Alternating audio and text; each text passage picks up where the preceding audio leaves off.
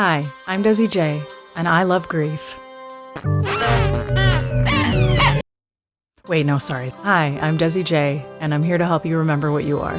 This is episode 3 of Know the Now, a series inspired by the potency of presence, where we talk all things spirituality and mental health. How was that intro? Am I getting better at this?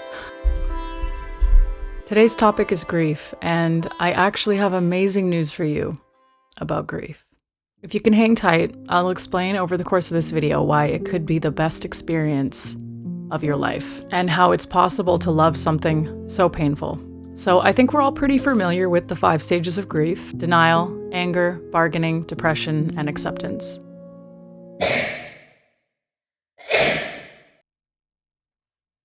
Which don't necessarily happen in a linear order, but are often experienced in a jumbled mess. One day you're leveled out and the next day you're sobbing on your shower floor. The problem lies when we don't even realize that we A, have something to grieve, or B, that we're actually in the process of it. And it's very common for that to be the case. This world is very externally focused, and so collectively we haven't really learned how to connect with ourselves. We're lacking the internal understanding and discernment to be able to gauge what's going on within us. Thankfully, we are moving towards a world where information like this is more readily accessible. And that's one reason why I started this channel, because I know what it's like to be there. So if you don't know you're in the stages of grief, what does that look like? Well, one might wonder, why do I feel so apathetic towards life? Not much lights me up anymore. Why am I angry all the time? Why do I keep feeling sad? Grief can seemingly go unnoticed if we are still internally fragmented, which leaves us in a place where we haven't become aware of the impact of the loss. This isn't a conscious choice, this is just a byproduct of the unconscious state.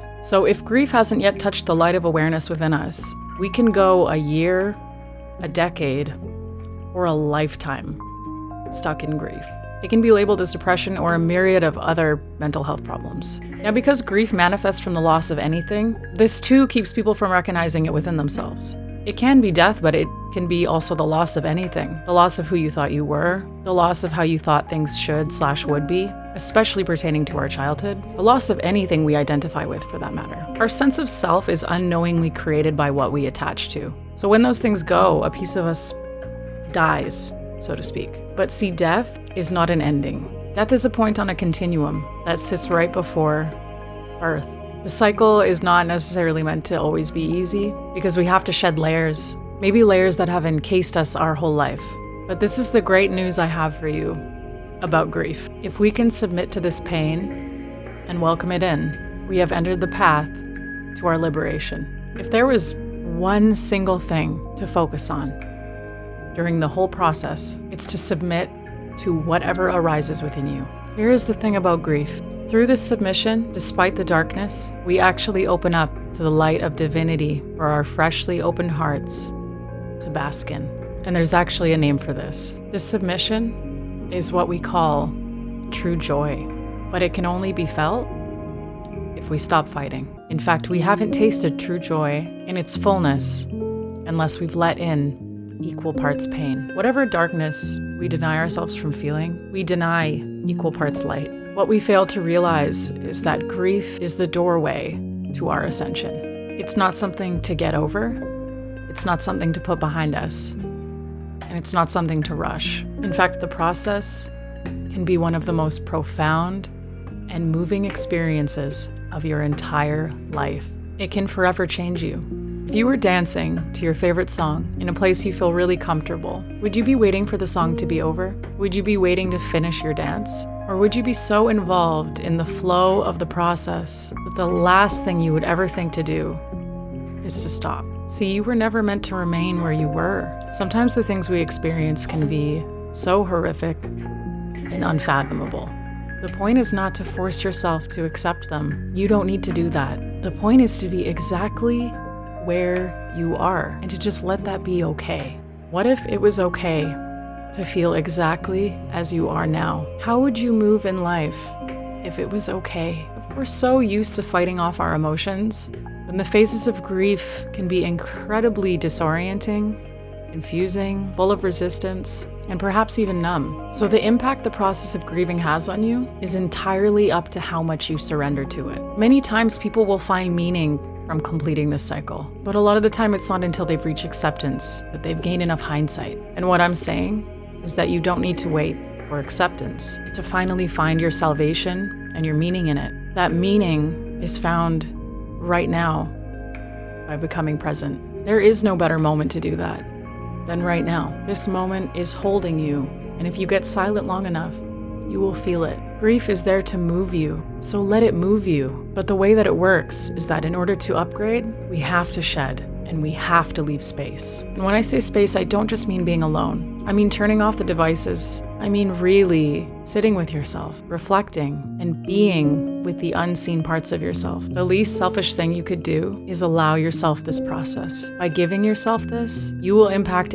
every other person. Your energy field ripples across the earth, and what you will put out into the world is the exact mirror of the time, attention, and love that you give yourself. You know, sometimes we just need to hear someone say that it's okay to let go. So I'm telling you, it's okay to let go. This is not a process to fight through. This process is here to soften you. And whatever is coming up for you, you're allowed to feel this. It's not going to destroy you. In fact, the only thing feeling is going to destroy are the prison walls you've unintentionally created around yourself, trying to stay safe. Let the walls come down. The process of fighting off our pain keeps the love out too. We cannot know one without the other. So here's my advice. Rather than continuing to walk this tightrope, let yourself fall.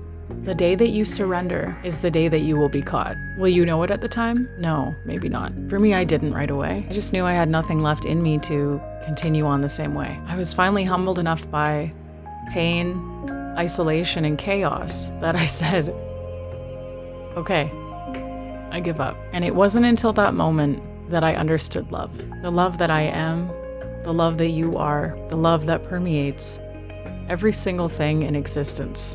Do you want to know love? Then know pain. How could this be? Because pain evolves us. That is its purpose. And as I bowed in reverence to this process of grief, I was flooded with an unbelievable amount of life. It's like living your whole life with a blindfold on and finally being able to see. We are not in control. Life will continue to show us this. And if we can just stop pretending and give it up, something else takes over for us. I'm sharing some of my experience with this because I am no different than you. You and I are driven by the same self, and you are here because this process is calling out to you. The words that are coming out of my mouth are being spoken by you. We are intrinsically connected beyond time and space, and you are so seen in your pain. You are so understood. I just want you to take a moment with me right now and close your eyes. Feel into your body. Feel into this delicate life. Whatever you feel it. Let's take a deep breath in through the nose. In and out.